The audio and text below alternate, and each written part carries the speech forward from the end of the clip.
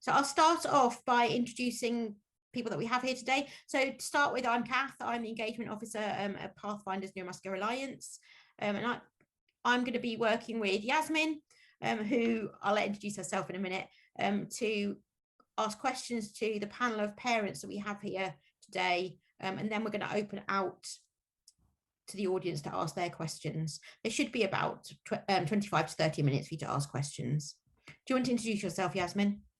Yes, so I'm Yasmin, and I've been working alongside Mark and John at the what was Pathfinders when it first started, and I guess since then I've just been asked to help with events, ask questions.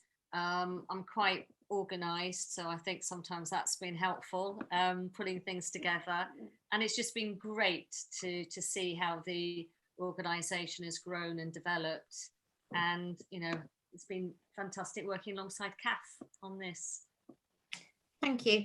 So we have 5 different parents here today, which I'm going to introduce individually. So first of all, I'm going to go from left to right on my screen, so it's in no particular order, this. So first of all, we've got Jenny Hasty, which is John's mum, our CEO. Hi. John, do you want to be introduced? I didn't ask that. I'm sorry about that. Yeah, I can just introduce myself. So yeah, I'm John Hasty. I'm the CEO of Pathfinder's Neuromuscular Alliance, and I've just been involved with Pathfinder since we started. One of the co-founders, along with Mark, and I'm just here to kind of share my experience of transition as well as just supporting the event. So we ran last month, I think it was, a Ask the Adults, and John was one of those adults that were there to ask questions to, which has been recorded, which I can direct you to following on from this event. And this session is specifically for parents of those adults. So we have, sorry, I'm sorry, I'll go back to Jenny now. Jenny, would you like to introduce yourself? Is that all right? Just briefly. Yeah, hi, I'm Jenny, John's mum, and John has lived away from home now for 10 years, so I'm not very involved in his day-to-day life at all, and we have only met up a couple of times since COVID struck. Oh. We're going to hear a little bit more about your involvement later, Jenny, so thank you. Okay. Janet, you're next on my screen. Oh, hi, I'm Janet, Mark's mum. Like Jenny, Mark has lived away from home for a long, long time. I've hardly seen him since COVID, unfortunately. And I look forward to seeing him and staying with him if I can very soon, if I'm allowed. Yeah. Thank you. Next, we have Pauline. Just unmute myself. I'm Pauline. I'm Josh's mum. Josh is my youngest of 4. Josh is now 22. He went to residential college at the age of 16 because he came straight from mainstream school. Local colleges weren't suitable, so he had to go to residential college. So that kind of cut the ties quite rapidly. But when he moved back home, he wanted to live independently. We were offered a few places, but he now lives in his own rented house with a care team. He's been there, he's had his keys for a year and a half, but he's been to and fro with COVID. He's been staying here a fair bit, but he's back there now, has been back there since about March this year. Thank you. And next we've got Mark on screen. Mark, do you want to introduce yourself, seeing as you're here? Support mother. Mark, I've been very involved in Pathfinder since the beginning, but I've stepped back a bit recently. But I still join these some events and some meetings, so it's quite good. And I have lived away from home a long, long time. Thank you. And also Mark is here as Janet's technical advisor. Thank you. So we also have Philippa, you're next. Hi, so I think most of you know me. So I'm Philippa and I run the Duchenne Family Support Group, work very closely with these guys and thrilled to see how their group has gone on and grown and the work they're doing. So I had Dan, who sadly passed away just before COVID, but like Pauline, he went to residential college at age 16, but then was slightly different because he had learning difficulties and needed one-to-one care. He didn't come back home because he got a taste of independence, but he went into a local care home for disabled adults. So and I can talk more about that later. Thank you. And last but by no means least, Karen. Hi, I'm mum to Ryan O'Leary. Quite a few of you probably know him. He moved out when he was 16 to go to residential college, and 11 years later he's still down in Alton, but he rents a private flat down there within the grounds of Trelawn's, so he dips in and out of private agencies and some of the Trelawn's staff, but he's totally independent of the college itself, so he's really enjoying life. He's possibly coming home at the end of July for a time till we find him a flat back in Hertfordshire, because he's lived away 11 years and he's started to realise that actually more of his friends live in Hertfordshire than Hampshire. So he's going to come home for temporary and then hopefully get his own flat up here. So yeah, it's all very positive. Thank you. So should we get on with asking some questions, Jasmine? Yeah, let's.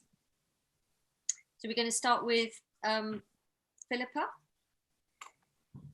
Yes. Okay. That's all right. Yeah, that's all right. I think you're going to ask the first one, Kath. I am, yes, sorry. Yes, I am. So living outside of the home with carers, what freedoms did Dan have that he might not have had if he was living at home and being cared for by you, his mum? Oh, one of the big things for Dan was being able to watch what he wanted on the telly, and he was this will make you all laugh, and I'm sure you can identify with, he liked his adult Disney, as they referred to it. So being a typical older boy, he was able to access certain channels that would have been embarrassing to have at home. So that was one of the big things for Dan. Oh, ignore my telephone in the background. And also being able to stay up late when he wanted to, do his own hours, choose what he wanted to watch on telly, as say, play PlayStation, and just be that much more independent, really. Instead of being me wanting to go to bed when I wanted to go to bed and having to put Dan to bed, he could choose his own times and live his own life more. Thank you. So Philippa, all these things, watching adult Disney and etc., etc. What difference do you think having these freedoms actually made to Dan? A big difference to Dan, and something that I was very proud of, because he had learning difficulties. I never thought he'd be able to achieve any of that. As parents, we're always very protective, aren't we? And we want to mollycoddle them. So for me, it was a big thing for him to go away and then to move into a residential home and have his own carers. So for him, I think it helped him an awful lot do more than I actually thought he was capable of. So for me, that was a real eye-opener. And also he loved it because he could choose his own way. And we had some really good carers, both when he was at home and when he was in the residential care. So basically had a lot more choice about things. Definitely. You learned more about him because you said he surprised you in a really nice definitely way. And I think one of the things was you almost lost that role of just being mum and carer. So I was able to go in and be mum when he was there, and I could pop in and have a cup of coffee and stuff, but also he could tell me to go away. So if he wanted to do something, or if the football had been on, like now, I wouldn't have got a chance of seeing him. He'd say, "Can you go home now, Mum? I want to watch the football in peace," this sort of thing. So for me it was great to see him blossom like that, something I didn't think he'd do. That's lovely. Brilliant. So you've partly answered this, Philippa. I'm going to ask it again in case you want to add to it. So in a similar way, not having to provide the daily care for Dan, what freedoms did this open out for you? It meant I feel guilty saying it opened up a lot of freedoms in a way, because I feel as though I passed the buck a bit on his care, but it did mean that I could do more within the community with my charity work and everything. I could go to meetings and not panic that he wasn't being looked after, or if he was poorly I'd need to rush home and do things for him. And he was always really proud of people like John and Mark and the inspirational guys that we've got, And he loved hearing about what everyone had been up to and the work I was doing. And he'd tell all his carers if I'd been to Parliament and say, my mum's up there with the Prime Minister. I wasn't, but you know, he liked to think I was. But it didn't give me that freedom to be able to fight everyone's corner and do what I felt passionate about. But I could still be mum to Dan and know he was well looked after. And this might sound a strange question, but what difference did having that space for yourself make to your own self-care? Gosh, that's a deep one. Well, I've been doing a lot about well-being and not looking after myself recently with COVID and being online all the time. I think it made, I was able to cope much better, I think, as a parent, because I was not one step removed, because you're never one step removed as mum, but because I wasn't full on all the time, I could then think about what was happening. And when he did get ill, we needed to go into hospital, I could step up and do that role and manage without being exhausted, because I've been doing it 24/7 at home and trying to work and trying to look after my other children and all the rest of it. So for my well-being, it was a really good balance as well. That's nice. What kind of input did you still have, Philippa, and how was this decided? So when he was younger and at residential, he was much further away. So he was in Dorset. So, and obviously his needs at 16 were different to when he was in his 20s. So that was always long distance and a bit trickier. But at the residential home, when he first went in, I didn't do an awful lot. I would keep an eye, well, I say I didn't do a lot. I was very, you know, as mums, we're protective of who does the care right, and if they put them to bed in the right position, and do they know what they need, and you know, you're panicking that they're not doing it as well as you do it, type thing. But once I'd got through that and left control on that, it was okay. But there were issues sometimes when they weren't able to look after him because of his complex needs, because it was a care home, not a nursing home. So at one point we'd got to the point where if he needed any more interventions, we were going to have to move him because it wasn't the right scenario. But I did do some training with the staff and taught them about Duchenne and gave them literature, and I was always there if they needed me to. But because I was literally 5 minutes down the road, because I gave up our disabled house, our adapted house, when Dan decided that's where he wanted to be. So I gave that up, and the council were really good, and they found me a little flat 5 minutes walk from where he was living. So it meant that if there was an emergency or if the care home needed me, I could run up the road really quickly and get to him. But I could also keep away, you know, for the majority of the time. Like, I guess there's a bit of a transition period, you know, from him being at home and you being the sole carer to him being cared for elsewhere and by other people. And I just wondered, you know, what maybe a couple of things that you think really helped you to make that transition? I think because at 16 he went to the residential college and he boarded term time and was only home in the holidays, we'd got that first step of the bit of independence and me letting go, which was really hard. And the fact that he was near to me when he went into the residential home really helped as well. And my mind's gone completely blank now, Yasmin, sorry. No, that's absolutely fine. There's I think the big thing is the letting go as parents, because we've done all their care for so many years and needed to be there 24/7. It's trusting anyone else to look after our children as well as we do. And I'm sure Jenny and Janet can agree with that from when the boys moved out as well. So what helped you with that, as you say, with trusting someone else? I think that I built up a good relationship with them, because at first it was very difficult, especially as they weren't nurse trained and they didn't know much about the Duchenne. But the fact that they were open to me going in and teaching them and being side by side to start with, I think really helped. And then gradually the times of me going in got lesser. And Dan also built up that trust with the carers there, knowing that they could look after him as well. So I think, yeah, gradually, step by step, I think. Yeah, that makes a lot of sense. Kath, I'm just looking at the time. I'm going to, you've done what we always do, Yasmin, you're in my head. I was going to say I'm going to move on, because actually the next question I was going to ask Philippa, she's already answered. Yeah. There you go. Thank you, Philippa. Very good. Thank you. So, we're going to move on to Jenny next. Okay. Jenny, when would you say the transition between you fighting for what John needed to John fighting for himself, when was that? Well, I think it was really when he went to university. It was, I think, at that point, that was our transition, but it was quite quite a brutal transition, because we had no care. I had no care at all for him up to the point he went to university, and then suddenly he was being looked after by community service volunteers. They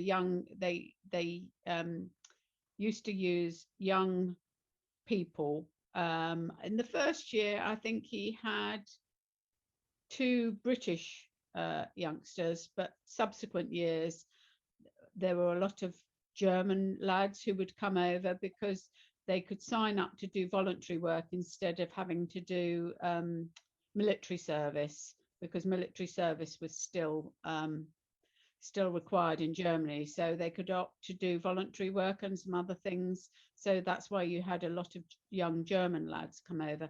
But the first year it was a couple of British lads, and you literally, I met them the day we took John up to university, and had an hour to show them how to look after him. At that point, the big bonus was that John was so articulate and able to tell people how to look after himself, and also his care needs were less then, because he's gradually got worse over the time. At the point where he went to university, he wasn't on a ventilator, and so he was able to tell people how to do things for himself. But I literally had an hour of showing the boys how to do certain things, and then bye out the door, and we were off. And yes, it was a big step, but I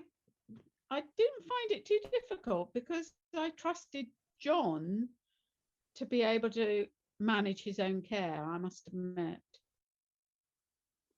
So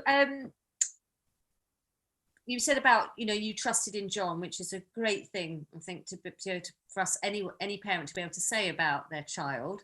And this is a very extreme situation where you had an hour and whatever. I'm just wondering what you saw in John before he left home that actually gave you that trust in him, apart from being able to articulate things. What else?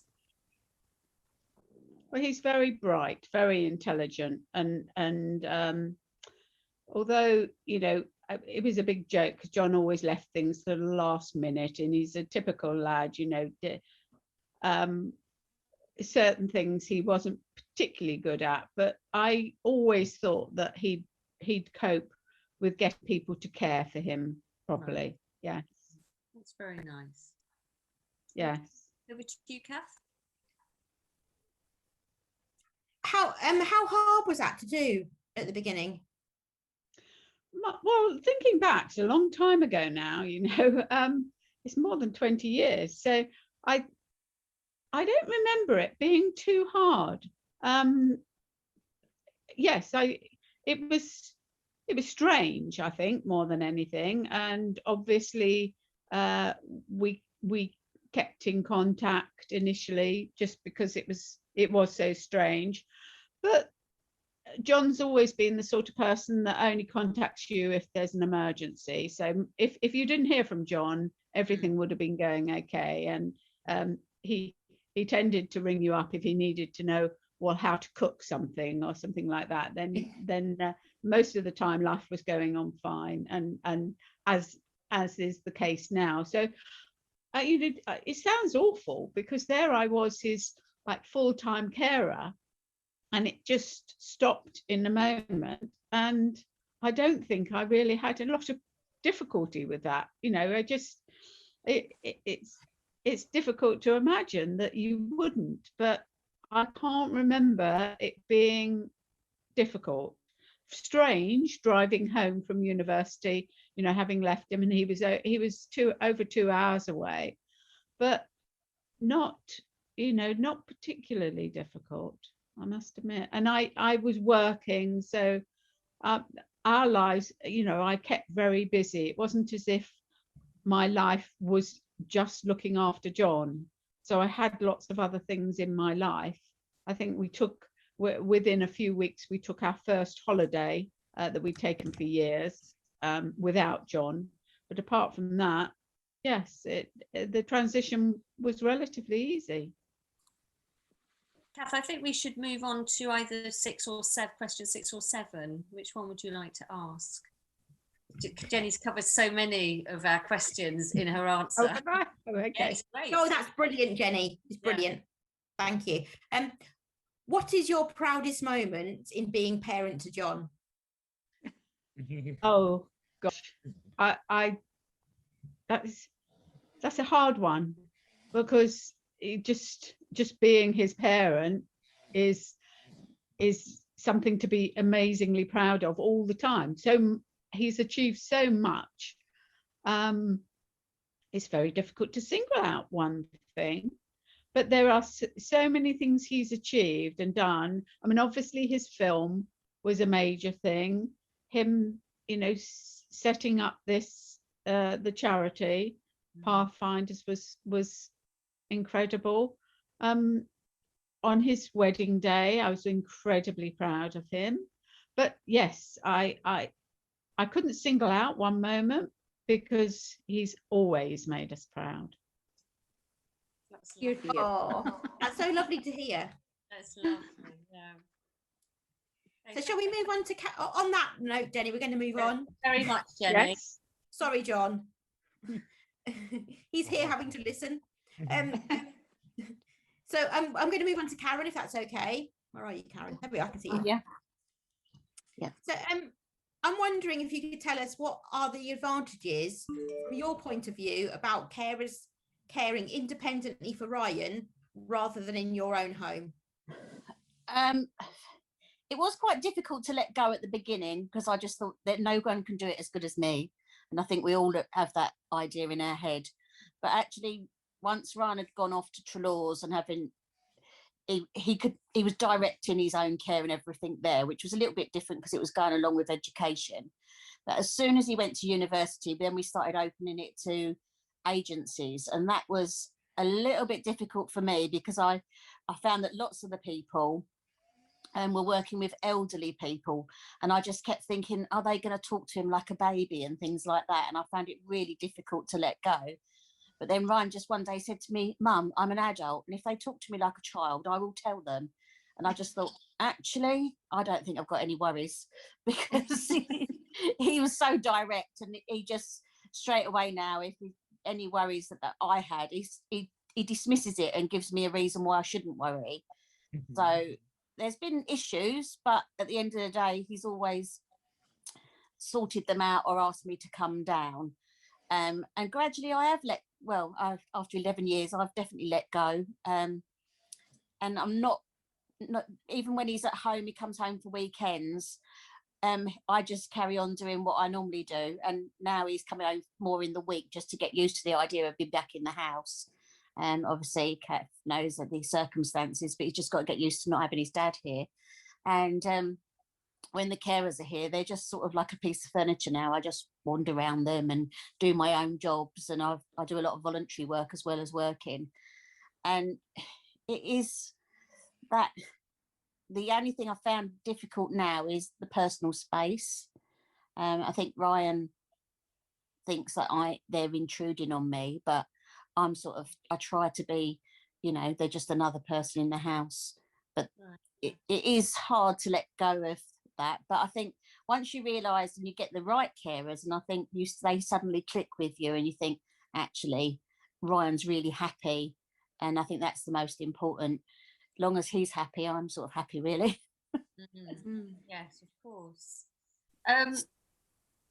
Obviously, you said, Ryan, I'm skipping a couple of questions, Kath, if that's okay. Just because, just picking up on what you were saying, Karen, that, you said he will, he says he can tell people when things aren't right.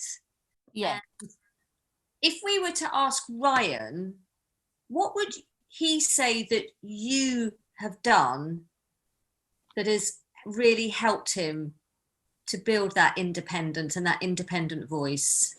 Oh gosh. I think he would say it's from his early years, because I didn't treat him any differently from his brother. Mm-hmm. And I pushed him as much as possible. So he did cubs, he did swimming, he did scouts, he did explorers.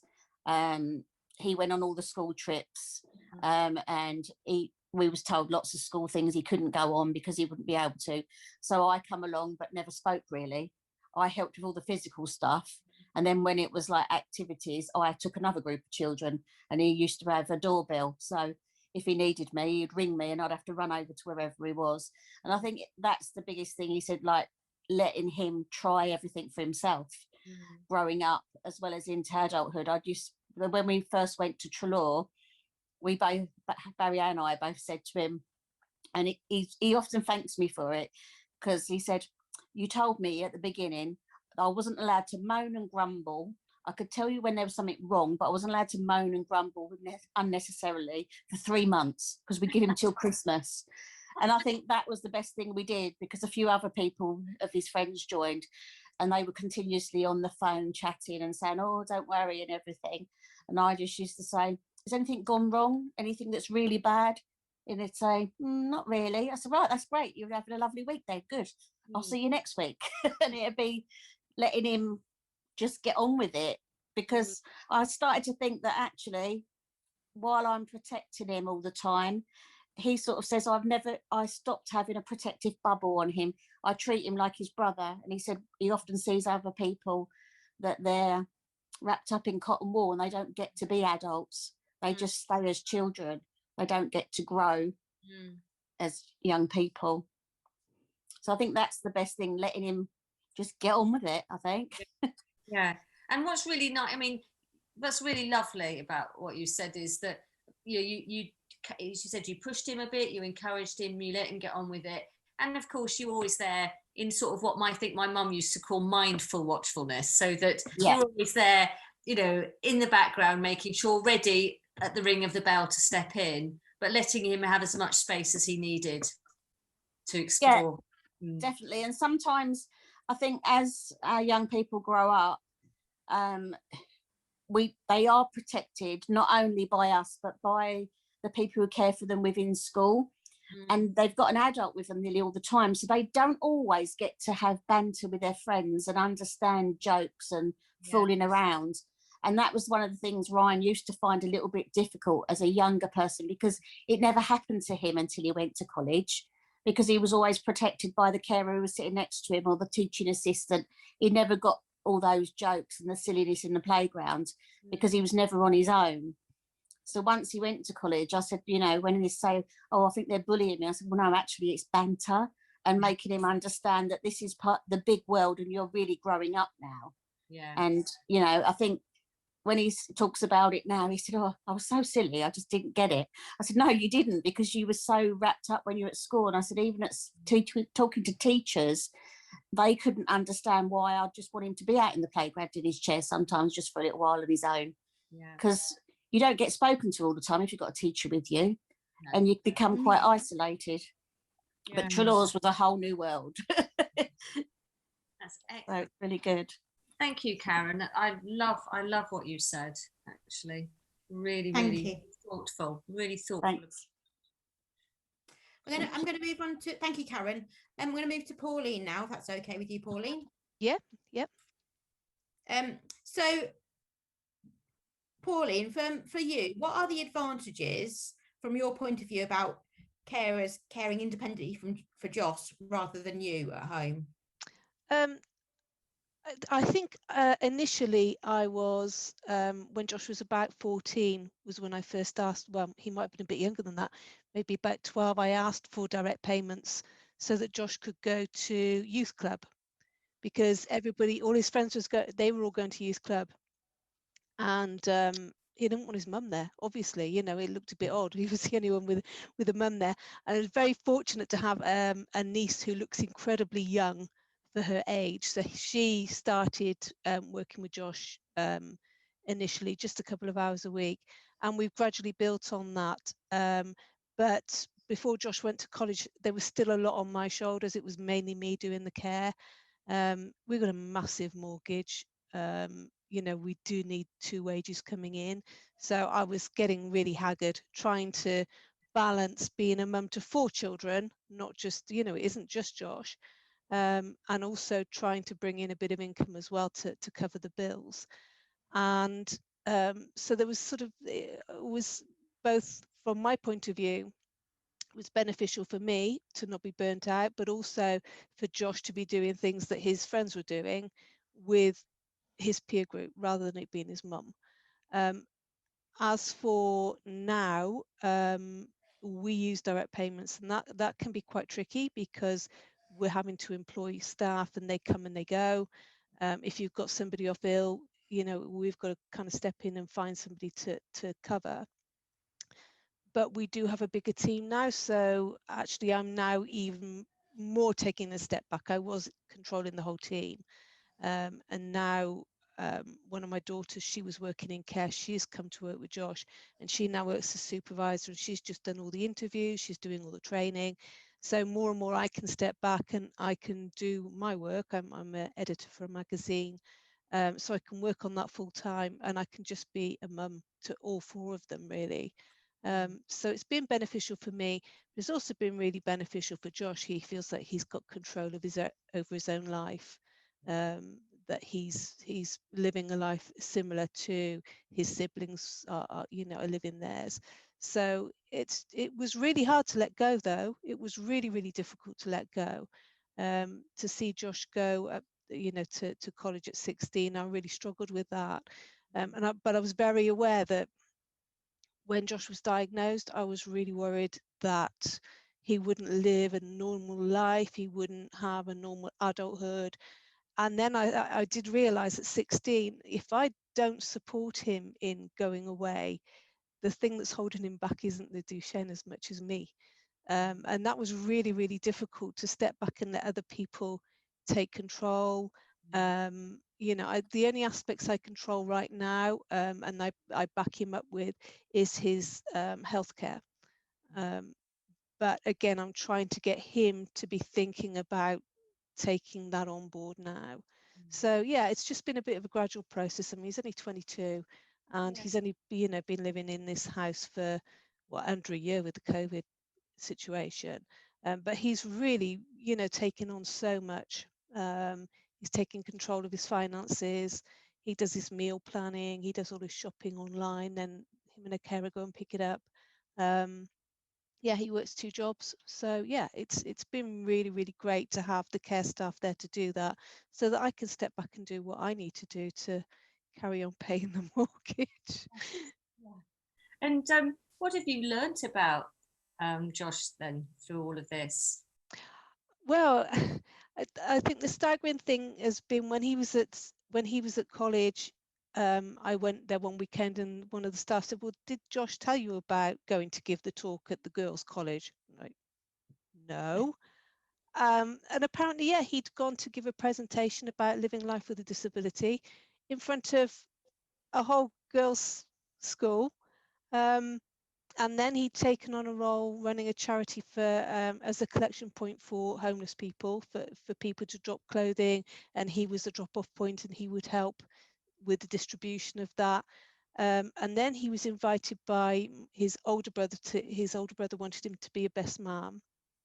So Josh gave a speech, and he is hysterical. He is just so funny. He had the crowd in stitches. His timing, he's not academic. He struggled at school. He went through mainstream, but it was, he certainly isn't academic, but it was the sort of life experience really I thought was more of a normal experience for somebody with the capabilities he has. But seeing him as an adult, having people laughing, at his jokes and his timing, and just he's so incredibly dry. It's just really, really surprised me. And odd little things, how he manages a spreadsheet and how he's managing his finances. He's really been. It's been quite an eye opener, really, for me and for his siblings, really. That's lovely. That's lovely. So he's going to get a job as a best man speech. He was asked by his sister's husband to be when they were getting married, because he'd seen Josh's speech. He's like, will you be my best man too? So yeah, so he's been best man twice now. Thank you Thank you, Pauline. You're welcome. So can we, and you've waited so patiently now, Janet, thank you so much. So we're going to move on to Janet, Mark's mum. Is Mark still here? Yes, I can still see Mark. Watch what I'm saying then. Yes. There's not a lot I can say because your boys are so much younger than Mark, and he's been away from home for such a long time. I think it annoys him that mother still pampers him, looks after him as best I can. But yes, he's living such a wonderful life where he is, which would never have happened where we're living at the moment. We're quite isolated down here, as I'm sure you all know. And he's Janet, living. What I'm wondering is, sorry, I didn't mean to interrupt you there. No, it's okay. What I'm wondering is whether you could, can you remember? I know you've said it's a long time ago, but can you remember when the transition between you fighting for what Mark needed and Mark fighting? Because I know Mark will tell you what he needs, and he will fight for what's right. So can you remember when that transition was, and do you remember what the turning point was?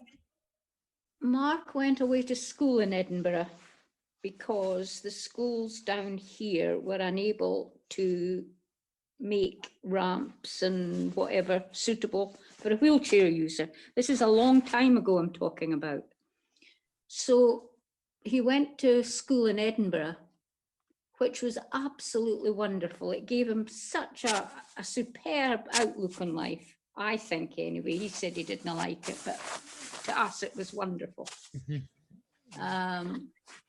And he was mixing with people with disabilities, which now I know is a silly thing to say, but the school was specifically for disabled people, and all the children there had some sort of disability. And Mark said, oh, that was no good then, blah, blah, blah, blah, blah. But it did, it gave him a completely different outlook on life, because down here, the friends that he grew up with, once Mark was in a wheelchair, they lost touch with him. And he was really on his own down here. We had no help from the council, nothing. No OTs visit, no carers, no whatever. Donald and I had to lift him in and out of cars, beds, whatever. And then when he went off to school, and then what happened after that, Mark? Did you go off to college? I've forgotten. I think he went to college and... Pardon? I was at home for about a year. Were you? Gosh, I've forgotten. And then I went back to Edinburgh College. Uh-huh. And that's when I moved into 33,000. Ah, that's right. And that was wonderful, wasn't it? Yeah. But Mark's very independent. And like Jenny was saying, Mark, well, I think he's very clever, but that's me. But he's quite capable of looking after his own finances. He organises his carers. It's amazing what he does. Absolutely amazing. The tables have turned. Instead of me looking after him, he is starting to look after his old mother. Helping you with all the technical stuff. Oh, shush. So obviously, you think Mark's amazing, which we all do actually. He is amazing. But as his parent, what do you think? What's your proudest moment, do you think? Oh, you couldn't single one out. You couldn't. You're proud of him all the time, and he knows that. And I know all the boys are in the family. We all are. All our relatives and everything think he's amazing. And things have changed since Mark was first diagnosed, as I'm sure you're aware. And we came back and we had no support, nothing. We just had to get on with it.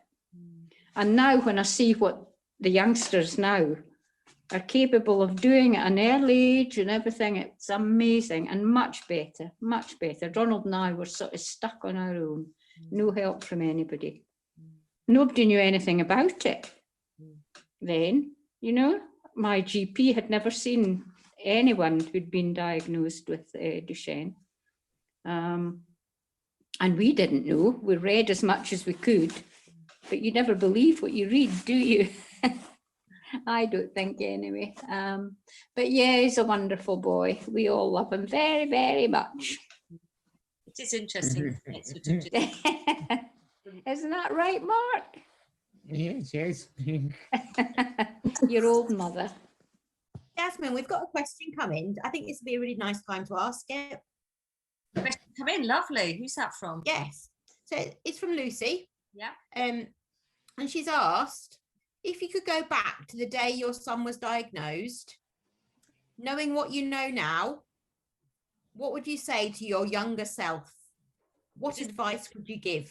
Is this anybody? Oh, It is, yes. Anybody fancies answering that? try to be strong and positive. Yeah. Which is very difficult at the beginning. I'd say talk to the adults with Duchenne. They taught me the most about. Really? Yeah, Really? they gave me. The parents are going through the same heartbreak, and it's all very negative, and the focus is very much on all the loss. But you talk to the adults with Duchenne, and I found that there was so much positivity there, and the things that I thought would you know, that preyed on my mind were not the things that caused them issues. Yeah, I agree with that, Pauline. But I think back then, of course, where the diagnostic journey has changed so much from, you know, Janet when she had Mark and Jenny with John, you know, life expectancy was so limited. We wouldn't even have thought, would we, to have reached out to the older boys? Whereas now we can have that fantastic resource of the older boys. There were no older boys with Duchenne. No, you're right. You're quite right. You know, there were no adults with Duchenne. Absolutely. Yeah. And I remember John went to, he went to a mainstream school, but it had a unit for disabled pupils. So we were incredibly fortunate. It was so he was able to go into all his mainstream lessons, and he really only went into the unit for physical education, and they had their own swimming pool, so that he had swimming whenever all the other pupils were doing PE. And he spent his lunch hours in there because obviously the other kids would have been playing in the playground. And over the time he was there were so many of the Duchenne boys who unfortunately passed away while John was a pupil there, because the life expectancy was teen, and it happened. You know, that's what was happening at the time. So we didn't have any adults that we could really turn to. I just think you just need to keep yourself, you need to research and look into it and find out as much as possible, because knowledge is power. Knowing about things and understanding things gives you a certain amount of control and understanding. Thank you. Angela has said that the best conversation she had was with another positive parent 6 weeks after diagnosis. Yes. Yeah, because we all cope with it differently, and it's like Pauline said, there can be a lot of negativity because we are all in essentially grieving for what we haven't, what we thought we're going to have and we haven't got. So we all go through our own journeys, don't we? And sometimes we're in a much better place than others. But I would definitely reach out as well for peer support from other parents and groups and things. Yes.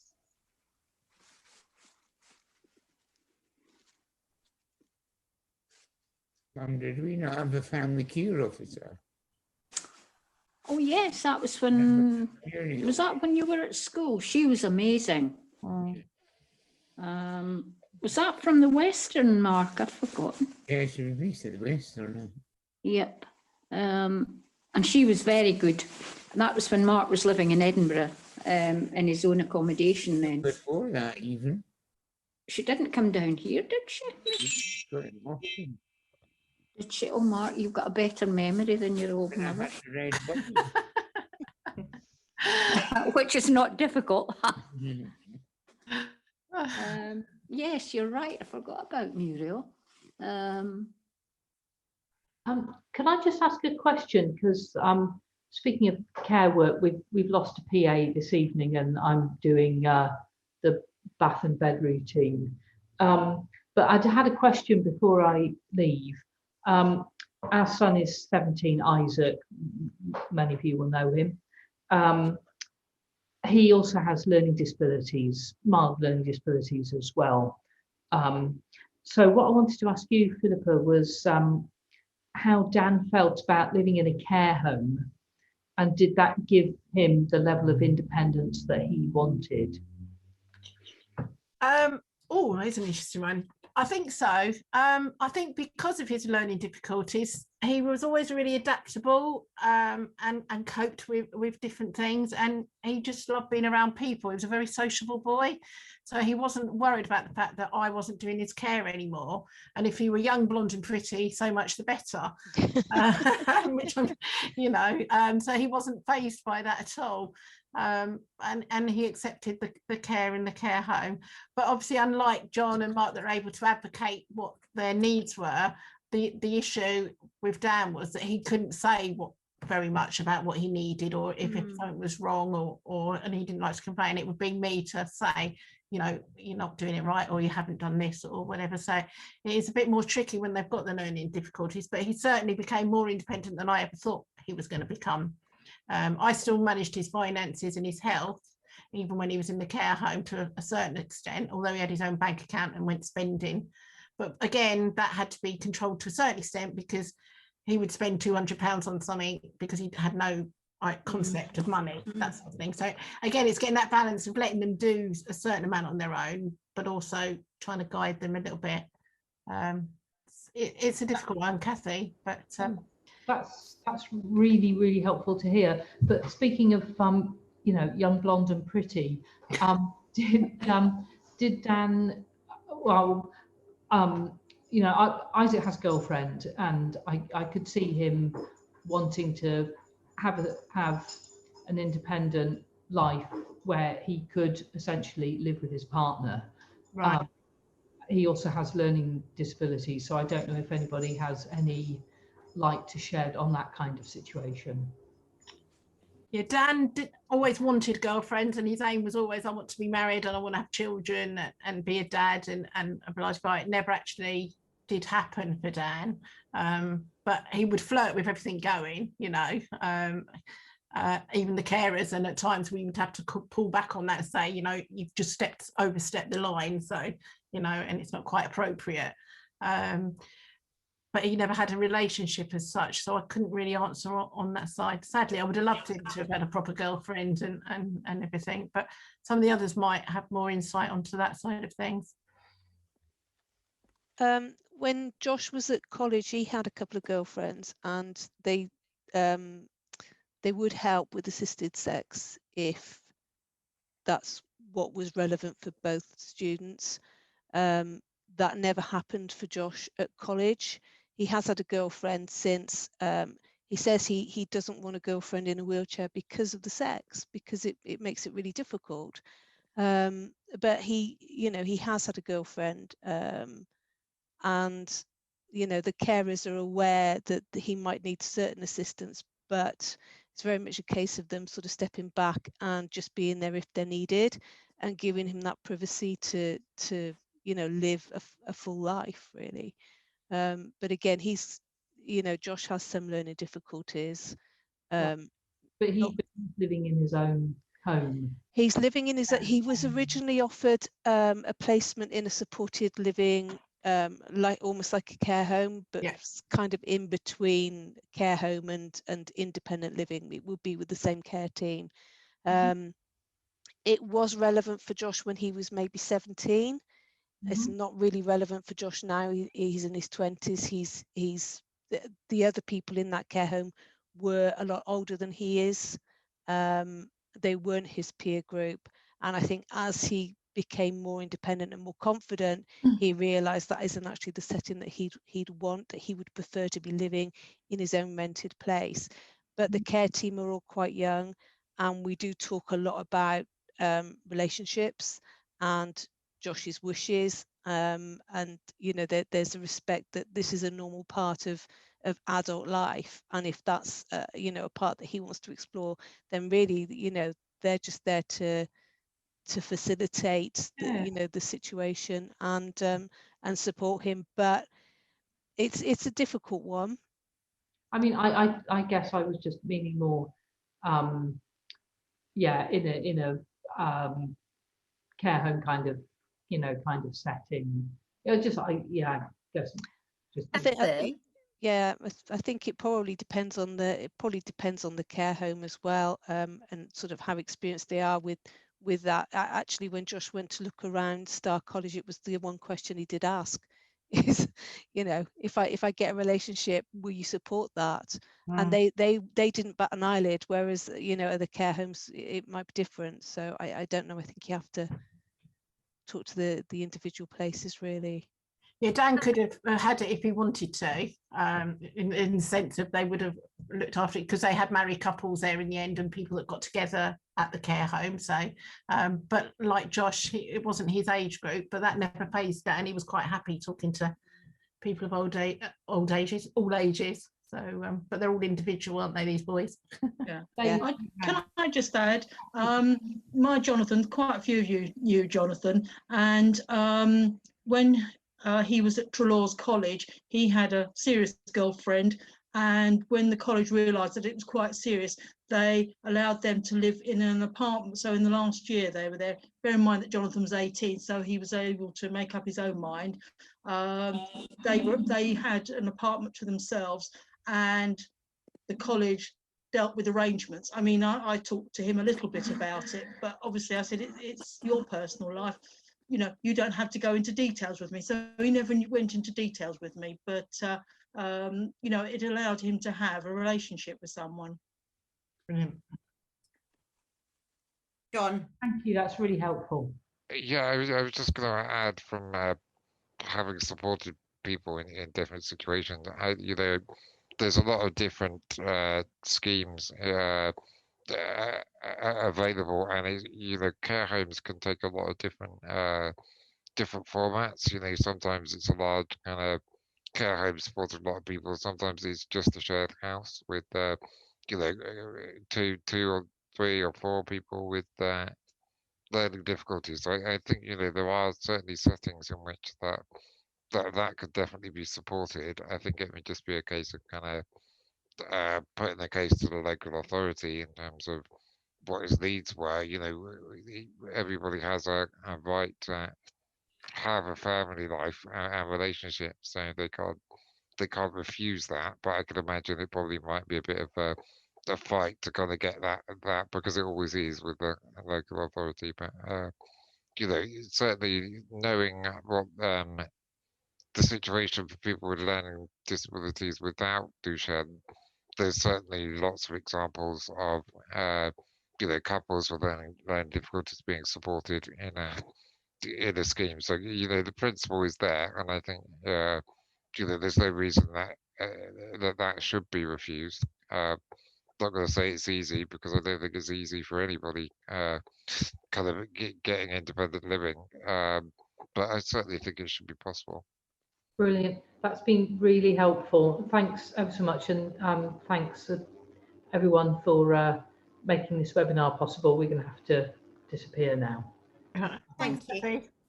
Kathy, just before you go, I just wanted to let you know that we have in the plans, there is plans to run an event to do with relationships.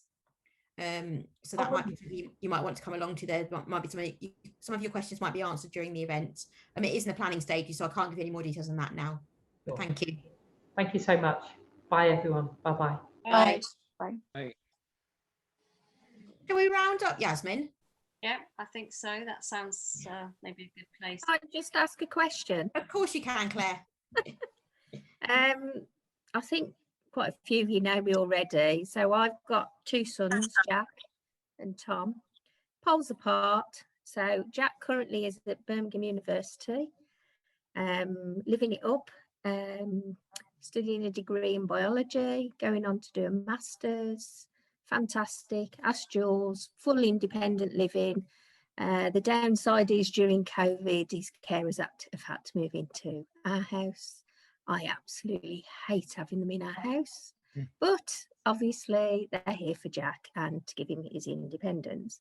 So my first question around Jack is, at what point, John, Mark, do you start thinking about when you leave university?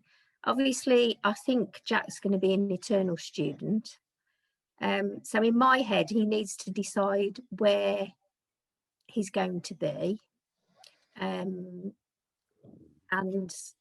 the complexities of what do you do. My husband and I have gone through our head of we'll move out of the house and leave my 2 to it with support staff. We'll camp in somewhere. So what point do you start? Because I know obviously things take a long time to sort. John, do you want to answer to start with? Yeah, I mean, from my own personal experience, when I finally moved back from university, that was after I'd done my PhD, so it was like after about 8 years at university. But I moved back. I didn't really have any immediate plans, and I didn't really know what I wanted to do, I guess. So there was a period of a couple of years of kind of coming back home and just kind of adapting to that. But I think we were clear that I needed kind of proper care on coming back, and you had to kind of have that conversation.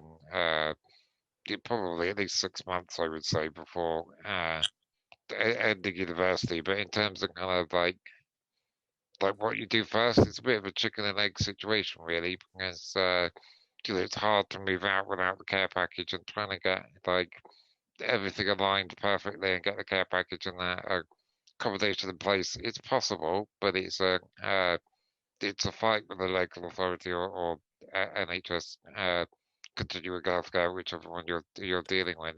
And you've got to kind of be really on the ball and pushing them. Like I managed when I moved from where I was living independently to Reading, where I am now. That was like almost starting afresh, and I did manage to get everything aligned and work and kind of set up exactly when I needed it. But it was only because I've been through that process before. I knew what I was doing and I knew how to argue for that. But it was very difficult to actually get that all done. So I mean, it might just be a case of doing things a bit step by step, really, and not necessarily trying to do everything all at once. Kind of, Jack will be sure what exactly he wants to do, and that might take a bit of time to figure out as well. Probably the important thing is just making sure he's as independent as possible with the care package, like at home while you're sorting something else out. But yeah, everything's possible. If he knows for sure he wants to live independently, you could try and move to that straight away. It's just having a clear idea of what you want and what you're asking for, I think, really. And yeah, also the other thing just to say is I got the 24-hour care package at home before I moved out, which for me gave me that reassurance that it gave me the confidence to start planning moving out, because I knew I had the care package sorted. But that's difficult to achieve because local authority will always expect the family to contribute to the care while someone's living at home. So, you expect a big fight to try and be able to do that. If you're like already moving out, or that's the only thing that's possible not on the horizon, then the local authority just have to accept that and basically make sure that care is provided. But it's a struggle to get that done, really. Can I just interrupt in here?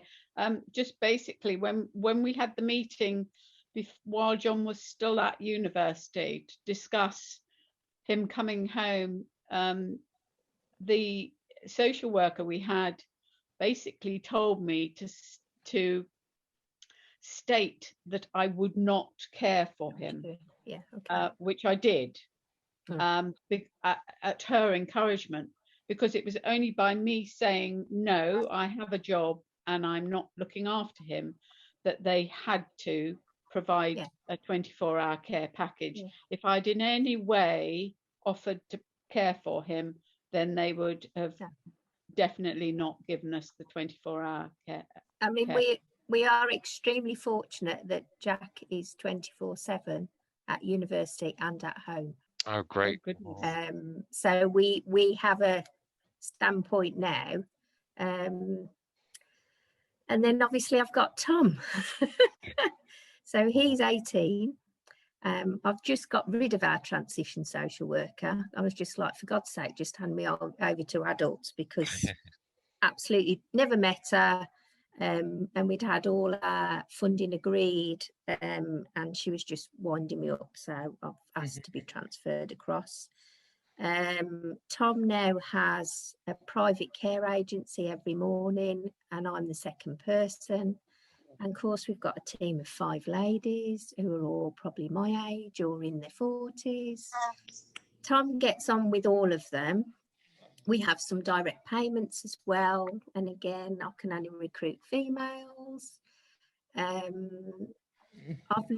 started looking at care homes. I do a bit for the CQC, and I'm kind of the ones here. I'm like, over my dead body, is he going in one of them?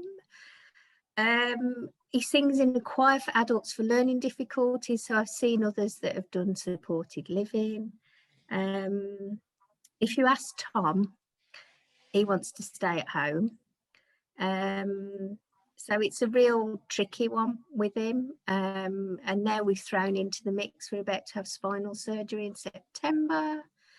So we've kind of hit the buffers with Tom, because we can't access anything because of COVID. And then obviously now we've got spinal surgery coming forwards, because Jack's fulfilling his potential.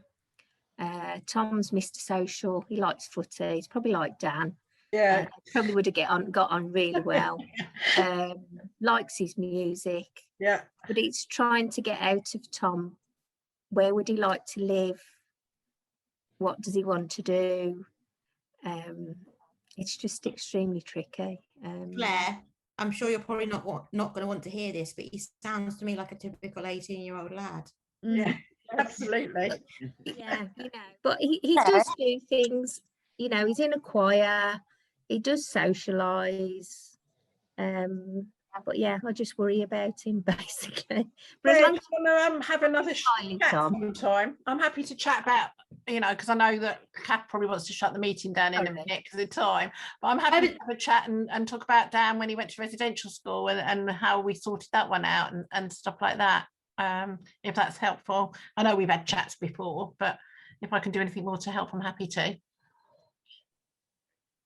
It's been very useful this evening. But I think as a result of people like Mark, Ryan, and John, I've hopefully taken your leaf from your book and your mums and dads, and hopefully equipped them. I think that's why they're doing what they're doing now, and it's what they should be doing. Yeah. But thank you very much. I was going to say that it does seem like you really kind of have a good handle on things, and I'm glad that you've kind of I guess taking charge might have helped as well. How they've just give you some ideas of kind of how you need to fight for it. So it's great to see that. I wanted to just add, Claire, as well, that might help everybody that's here, is that it's a little bit inactive at the moment, but we do have a Facebook group, if you're on Facebook, which is called Encouraging Independence, I think it's called. And there's a number of adults with Duchenne that are in that group that are wanting to impart information or be useful to ask questions to, but also other adults as well. And I'm wondering whether or not the conversation can continue there if you wanted that to happen. Philippa, I think you're in it as well, aren't you? Yeah, I'm frozen. She's everywhere. Thank you. But I know there are a number of adults there, Claire, that would be able to offer support if you have any specific questions that you want to ask. Thank you. Outside. And also, I should probably just end rounding up the meeting. Thanks everybody for coming. Thanks all the parents that I pestered and said, would you come along and be questioned by me and Yasmin? And thanks to those that have come along as well and asked their questions as well. It's been brilliant. Thank you. We did have as I mentioned at the beginning, we had an Ask the Adults. That was our first one of these meetings, but we're hoping to do one on the 26th of July called Ask the Millennials. So we're hoping to have a number of young people here that you might be able to ask questions to. Maybe if you don't feel you can ask your own son what they're wanting, whether or not you can ask somebody else's, maybe who are in the process of transitioning at the moment, or moving from living at home to living independently. So that's what's going to happen. That'll be on the 26th of July. That's the plan at the moment. Things might change. We haven't got a football final on that day, have we? Or Wimbledon or anything like that. Okay. I'll double check with the sporting people beforehand for the next one.